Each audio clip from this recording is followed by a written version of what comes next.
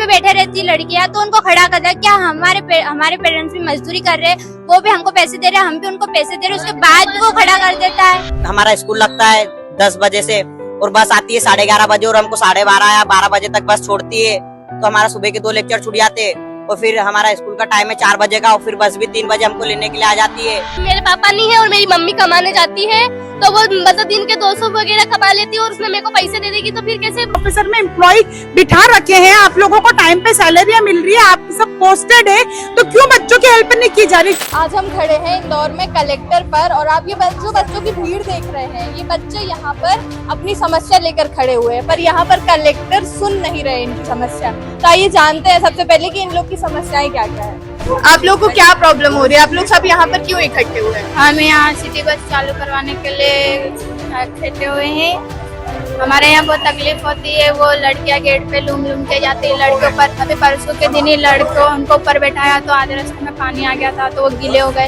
हमारे बैग भी ऊपर ही रखते हैं, वो ऊपर जहाँ बैठते ना वहीं इनके साथ ही, तो हमारी कॉफी ऑन भी गीली हो जाती है और वो गेट पे लटकाते हैं हमको। तो आपको जगह भी नहीं मिलती है? नहीं, लड़कियाँ इतनी स्कूल जाती है, उन गेट पे लटक के जाना पड़ता हमको।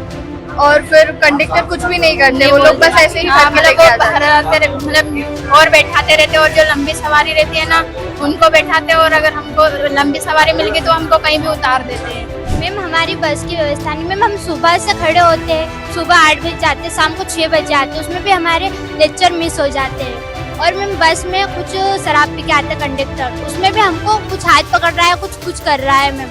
उसके बाद भी लड़कियों को चक्कर भी आ जाते हैं, सुबह खाना भी टिफिन तक लेके नहीं आते मैम। हमारी वो नहीं सुन रहे, अब उन्होंने नहीं सुनी तो हम भी ठान के रहेंगे कि हमारी बस चालू होएगी तब भी हम जाएंगे। बस में हमको भले मार के बिठाए लेकिन हम नहीं बैठेंगे मैम। आप लोग कब से खड़े हुए हैं? हम यहाँ 8-9 बजे से खड़े हैं।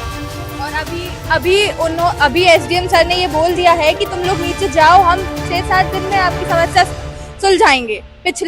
जब 8 दिन पहले आए थे तब भी इनको यही बात बोली गई थी, उसके बाद भी कोई कार्रवाई नहीं की गई। ये सारी बच्चियां जो परेशान हो रही है, इसको चक्कर आ गए थे, ये लोग खाना लेकर नहीं जा रहे, इनके परिवार मजदूरी कर रहे हैं, किराया बढ़ा देते हैं, बच्चों के ऊपर ध्यान नहीं दिया जा रहा है।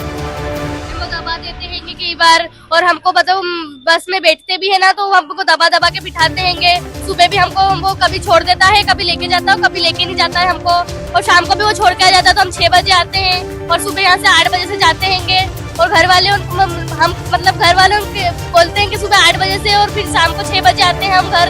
और अगर लेट जाते हैं तो हमारे 2 लेक्चर सुबह के छूट जाते हैं और 2 लेक्चर शाम को छूट जाते हैं, तो फिर हम पढ़ाई कैसे करें? और बोलते हैं कि बेटी पढ़ाओ और बेटी बचाओ, तो हम पढ़े कैसे? अब इनको सुनना चाहिए हमारी कार्रवाई की जगह। हम कितनी देर से खड़े हैं की जगह। और अगली बार भी आए थे जब भी सर ने बोला था कि कर दूंगा करके, क्यों नहीं कर रहे हैं हमारी बात? हमको करवाना चाहिए ना हमारी काम। वहाँ पे खड़े रखता है और लड़के ऊपर बैठते गीले हो जाते, लड़कियों की ड्रेस खराब हो जाती है मैम। सीट पे बैठे रहती है लड़कियां तो उनको खड़ा कर दिया। क्या हमारे पेरेंट्स भी मजदूरी कर रहे हैं, वो भी हमको पैसे दे रहे हैं, हम भी उनको पैसे दे रहे हैं, उसके बाद भी वो खड़ा कर देता है। तो हमारे पैसे लगे होंगे वो कौन देगा फिर हमको? अभी हम 2 बार आए और अभी भी हमारी सुनवाई नहीं करी, तो हमको तीसरी बार भी आना ही पड़ेगा ना। और अभी बोल दिया गया है कि बस में बैठ जाओ, कैसे बैठ जाए हम बस में?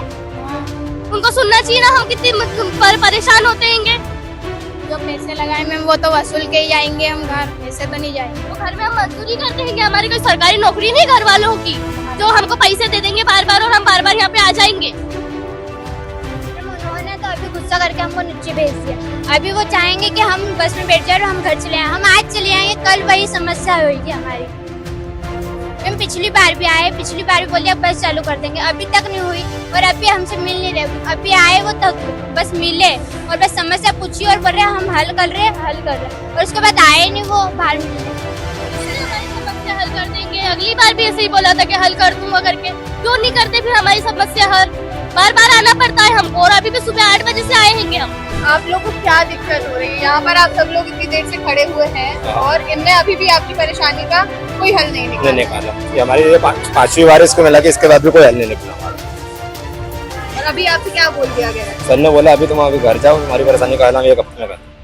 अभी भी कुछ नहीं बोल रहे सर। पिछली बार भी आप लोग आए थे तभी आप लोग को भगा दिया गया। हाँ, सर ने 2 मिनट बात करी, बोलो घर देंगे आपकी कार्रवाई।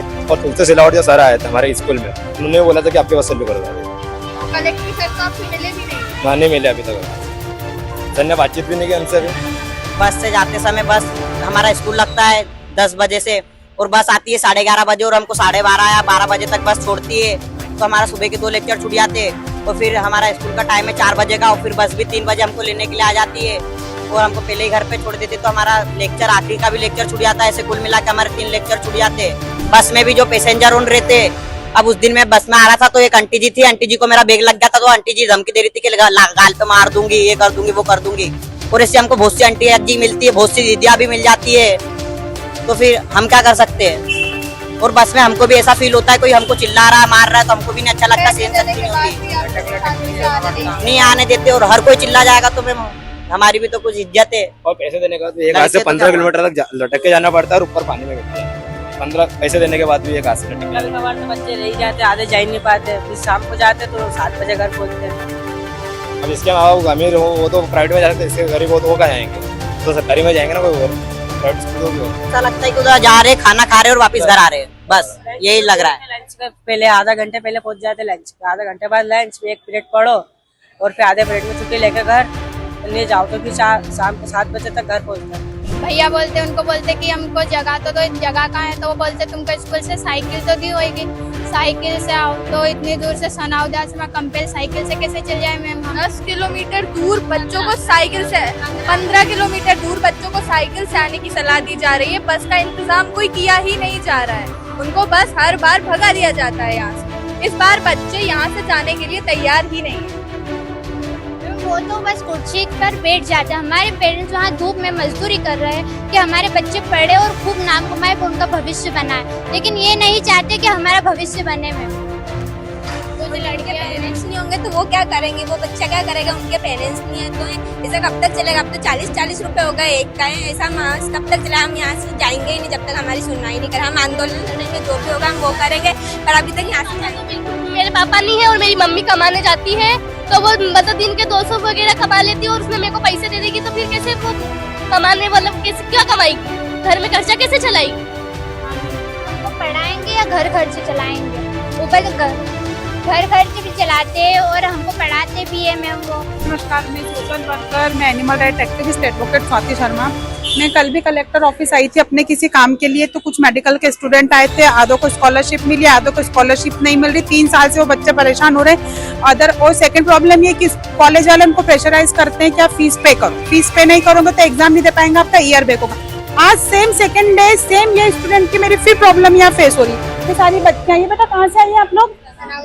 सनाउदिया। स्कूल का नाम क्या है? हाँ, ये आज भी बच्चे यही आए हैं, किसी के घर से स्कूल 12 किलोमीटर है, किसी के घर से स्कूल 14 किलोमीटर है। तो ये आज भी एसडीएम सर से, कलेक्टर सर से मिलने आए कि हमको फीस की फैसिलिटी दी जाए। ये तो इन्होंने प्रॉब्लम बताई। अब इन बच्चों ने अभी मुझे प्रॉब्लम बताई कि आधे बच्चों की स्कॉलरशिप नहीं आ रही है, आधे बच्चों की स्कॉलरशिप नहीं आ रही है, आधे बच्चों के जन्म प्रमाण जाति प्रमाण पत्र नहीं बन रहे। इनके फादर 3-3, 4-4 बार हुए कलेक्टर ऑफिस में भी आए। मुझे एक बात समझ में नहीं आ रही है कि जब गवर्नमेंट ने हर गवर्नमेंट ऑफिसर में एम्प्लॉय बिठा रखे हैं, आप लोगों को टाइम पे सैलरियां मिल रही है, आप सब पोस्टेड है, तो क्यों बच्चों की हेल्प नहीं की जा रही? क्यों इनको बार बार इतने, इनके पेरेंट्स को, बच्चों को क्यों इतने चक्कर लगाए जा रहे हैं? तो मेरी गवर्नमेंट से, मेरी सरकार से, इनके स्कूल वालों से मेरी सबसे यही अपील है कि प्लीज हमारे आने वाला भविष्य कल, तो अगर ये स्कूल में फीस भर रहे हैं, सरकारी स्कूल में भी जा रहे तो भी फीस भर रहे हैं, स्कूल में सरकार ने गवर्नमेंट टीचर बिठा रखी स्कूल में, उनको फीस मिल रही है, पर बच्चों को स्कॉलरशिप नहीं मिल रही है, बच्चे स्कूल नहीं जा पा रहे। तो मेरी गवर्नमेंट से और मेरी आप न्यूज वालों से यही हम्बल रिक्वेस्ट है कि बच्चों की जितनी हेल्प हो सके प्लीज आप कीजिए। मैं as a social worker free of cost इन बच्चों की जो हेल्प कर सकती हूँ मैं करूंगी।